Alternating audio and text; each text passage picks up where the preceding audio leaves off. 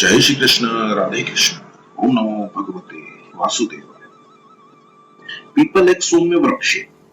इसके नीचे हर एक पेड़ लग जाता है और ये पहाड़, मकान की दीवार, छत आदि कठोर जगह पर भी पैदा हो जाता है। पीपल वृक्ष के पूजन की बड़ी महिमा है। आयुर्वेद में बहुत से रोगों का नाश करने की शक्ति पीपल वृक्ष में बताई गई है। इन सब दृष्टियों से भगवान ने पीपल को अपनी विभूति बताया है। देवर्षि भी कई हैं और नारद भी कई हैं, पर देवर्षि नारद एक ही हैं। ये भगवान के मन के अनुसार चलते हैं और भगवान की जैसी लीला करनी होती है, ये पहले से ही वैसी भूमिका तैयार कर देते हैं। इसलिए नारद जी को भगवान का मन कहा गया है। ये सदा वीणा लेकर भगवान के गुण गाते हुए घूमते रहते हैं। ये सदा वीणा लेकर भगवान के गुण गाते हुए घूमते रहते हैं।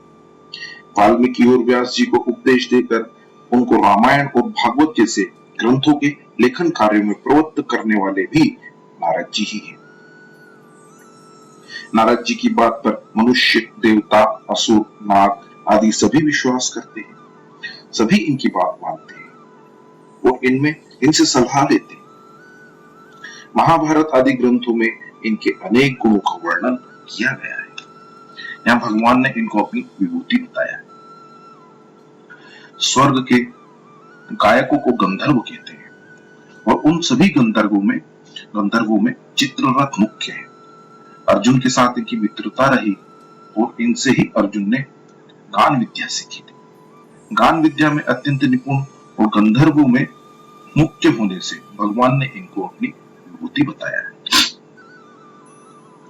सिद्ध दो तरह के होते हैं। एक तो साधन करके सिद्ध बनते हैं और दूसरे जन्मजात सिद्ध होते हैं। कपिल जी जन्मजात सिद्ध है और इनको आदि सिद्ध कहा जाता है। ये कर्दम जी के यहाँ देवहूति के गर्भ से प्रकट हुए थे। ये सांख्य के आचार्य और संपूर्ण सिद्धों के गणाधीश हैं। इसलिए भगवान ने इनको अपनी विभूति बताया। इन सब विभूतियों में जो विलक्षणता प्रतीत होती है वह मूलतः तत्व भगवान की ही है तथा साधक की दृष्टि में भगवान में ही रहनी चाहिए। समुद्र मंथन के समय प्रकट होने वाले 14 रत्नों में उच्चैश्रवा घोड़ा भी एक रत्न है। यह इंद्र का वाहन और संपूर्ण घोड़ों का राजा है। इसलिए भगवान ने इसको अपनी विभूति बताया है। हाथियों के समुदाय में जो श्रेष्ठ होता है उसको गजेंद्र कहते हैं। ऐसे गजेंद्रों में भी एरावत हाथी श्रेष्ठ है। उच्चैश्रवा घोड़ों की तरह एरावत हाथी की उत्पत्ति भी समुद्र से ही हुई और यह भी इंद्र का वाहन है। इसलिए भगवान ने इसको अपनी विभूति बताया है। संपूर्ण प्रजा का पालन, संरक्षण, शासन करने वाला होने से राजा संपूर्ण मनुष्यों में श्रेष्ठ होता है। साधारण मनुष्यों की अपेक्षा राजा में भगवान की ज्यादा शक्ति रहती है। इसलिए भगवान ने राजा को अपनी विभूति बताया है। इन विभूतियों में जो बलवत्ता, सामर्थ्य तो भगवान से ही आई है, अतः इसको भगवान की ही मानकर भगवान का चिंतन करना चाहिए।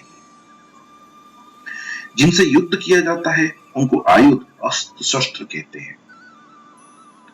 आयुधों में इंद्र का वज्र मुख्य है। यह दधीचि ऋषि की हड्डियों से बना हुआ है और इसमें दधीचि ऋषि की तपस्या का तेज है। इसलिए भगवान ने वज्र को अपनी विभूति कहा है। नई ब्याई हुई गाय को धेनु कहते हैं। सभी धेनुओं में कामधेनु मुख्य है जो समुद्र मंथन से प्रकट हुई थी। यह संपूर्ण देवताओं और मनुष्यों की कामना पूर्ति करने वाली है, इसलिए भगवान की विभूति है। संसार की उत्पत्ति काम से होती है। धर्म के अनुकूल केवल संतान की उत्पत्ति के लिए सुख बुद्धि का त्याग करके जिस काम का उपयोग किया जाता है वो काम भगवान की विभूति है। 7वें अध्याय के 11वें श्लोक में भी भगवान ने काम को अपनी विभूति बताया है, अर्थात सब प्राणियों के धर्म के अनुकूल काम में ही। वासुकी संपूर्ण सर्पों के अधिपति और भगवान के भक्त हैं। समुद्र मंथन के समय इन्हीं की मंथन डोरी बनाई गई थी, इसलिए भगवान ने इनको अपनी विभूति बताया है। इन विभूतियों में जो विलक्षणता दिखाई देती है वह प्रतिक्षण परिवर्तनशील संसार की होगी कैसे सकती है, वो तो परमात्मा की ही है। शेषनाग संपूर्ण नागों का राजा है। सर्प पृथ्वी पर रहता है और नाग जल में रहता है। यही सर्प और नाग में अंतर है। इनके 1000 फण है, शेषनाग के 1000 फण है। ये क्षीर सागर में सदा भगवान की शैया बनकर भगवान को सुख पहुंचाते रहते हैं। ये अनेक बार भगवान के साथ अवतार लेकर उनकी लीला में शामिल हुए हैं, इसलिए भगवान ने इनको अपनी विभूति बताया है। वरुण संपूर्ण जल जंतुओं के तथा जल देवताओं के अधिपति हैं और भगवान के भक्त हैं, इसलिए भगवान ने इनको अपनी विभूति बताया है।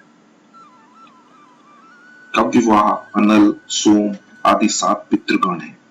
इन सब में आर्यमा नाम वाले पितर मुख्य हैं, इसलिए भगवान ने इनको अपनी विभूति बताया है। प्राणों पर शासन करने वाले राजा आदि जितने भी अधिकारी हैं उनमें यमराज मुख्य है। ये प्राणियों को उनके पाप पुण्यों का फल भुगता कर शुद्ध करते हैं। इनका शासन न्याय और धर्म पूर्वक होता है। ये भगवान के भक्त और लोकपाल भी है, इसलिए भगवान ने इनको अपनी विभूति बताया है। इन विभूतियों में जो विलक्षणता दिखती है वह इनकी व्यक्तिगत नहीं है, वह तो भगवान से ही आई है और भगवान की ही है, अतः इनमें भगवान का ही चिंतन होना चाहिए। जो दीति से उत्पन्न हुए हैं उनको दैत्य कहते हैं। उन दैत्यों में प्रहलाद जी मुख्य हैं और श्रेष्ठ हैं। ये भगवान के परम विश्वासी और निष्काम प्रेमी भक्त हैं, इसलिए भगवान ने इनको अपनी विभूति बताया है। प्रहलाद जी तो बहुत पहले हो चुके थे, पर भगवान ने दैत्यों में प्रहलाद में हूँ ऐसा वर्तमान का प्रयोग किया है। इससे सिद्ध होता है कि भगवान के भक्त नित्य रहते हैं और श्रद्धा भक्ति के अनुसार दर्शन भी दे सकते हैं। उनके भगवान में लीन हो जाने के बाद अगर कोई उनको याद करता है और उनके दर्शन चाहता है तो उनका रूप धारण करके भगवान दर्शन देते हैं। ज्योतिष शास्त्र में काल समय से ही आयु की गणना होती है, इसलिए क्षण, घड़ी, दिन, पक्ष, मास, वर्ष आदि गणना करने के साधनों में काल भगवान की विभूति है। बाघ, हाथी, चीता, रीछ आदि जितने भी पशु हैं उन सब में सिंह बलवान, तेजस्वी, प्रभावशाली, शूरवीर और साहसी है।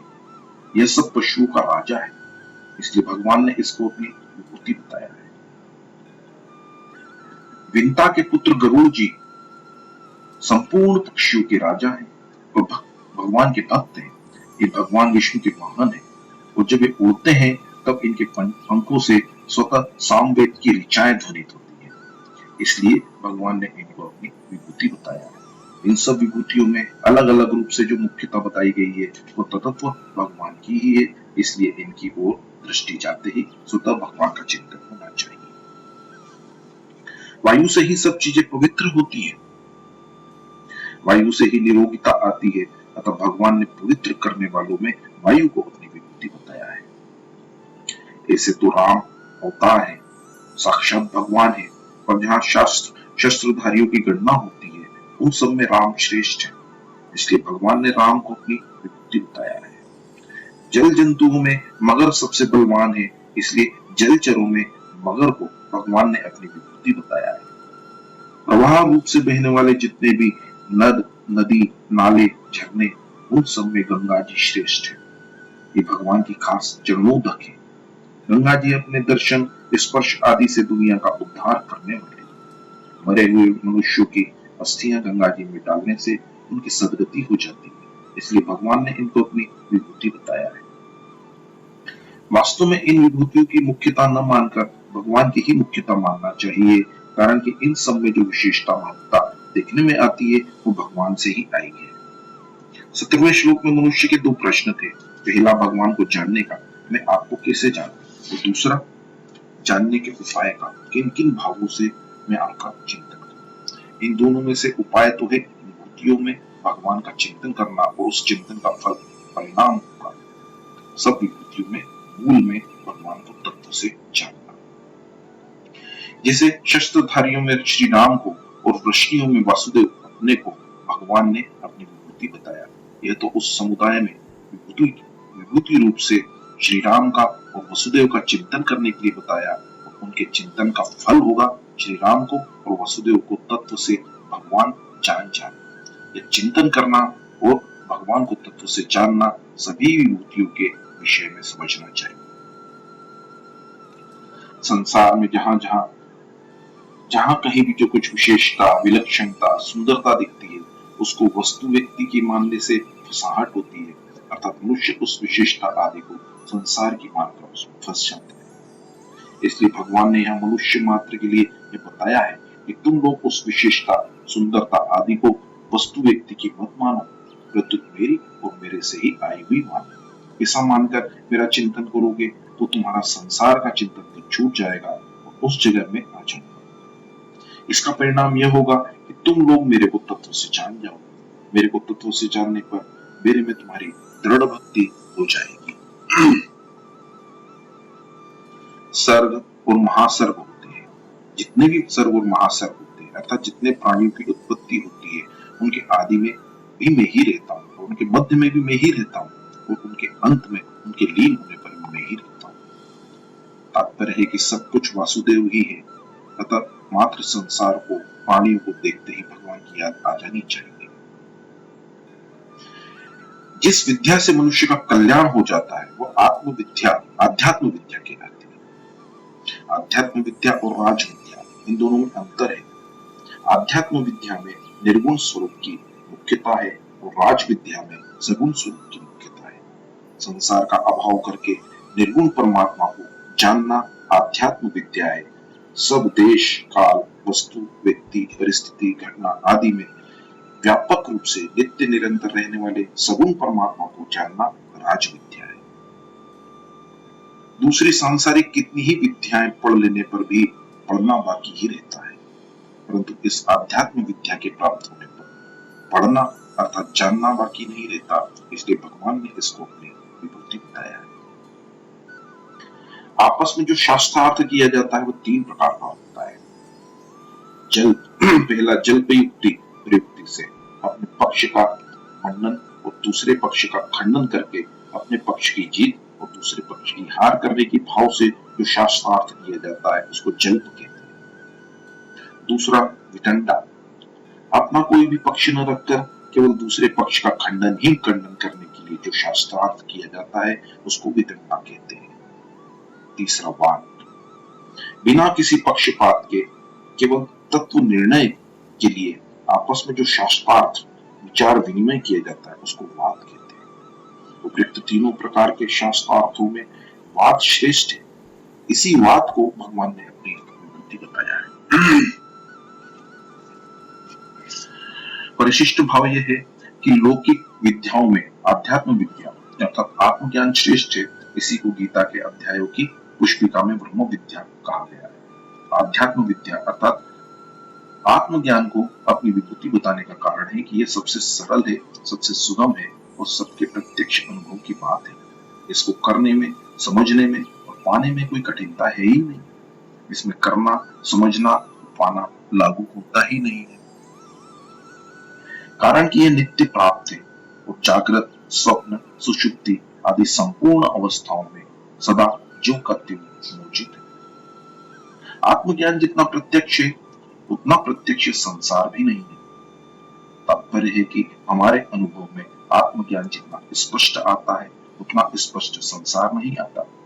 इस बात को इस प्रकार समझना चाहिए, हम अपने बालकपने को देखें, वर्तमान अवस्था को देखें तो शरीर वही नहीं रहा, आदत वही नहीं रही, भाषा वही नहीं रही, व्यवहार वही नहीं रहा, स्थान वही नहीं रहा, समय वही नहीं रहा, साथी वही नहीं रहे, क्रियाएं वही नहीं रही, विचार वही नहीं रहे, सब कुछ बदल गया, पर सत्ता रूप से हम स्वयं नहीं बदले। तभी हम कहते हैं कि मैं तो वही हूं जो बालकपन में था।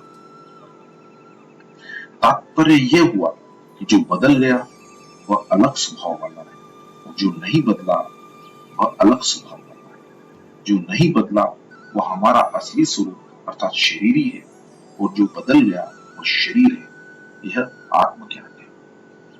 जय श्री कृष्ण, राधे कृष्ण। ओम नमो भगवते वासुदेव।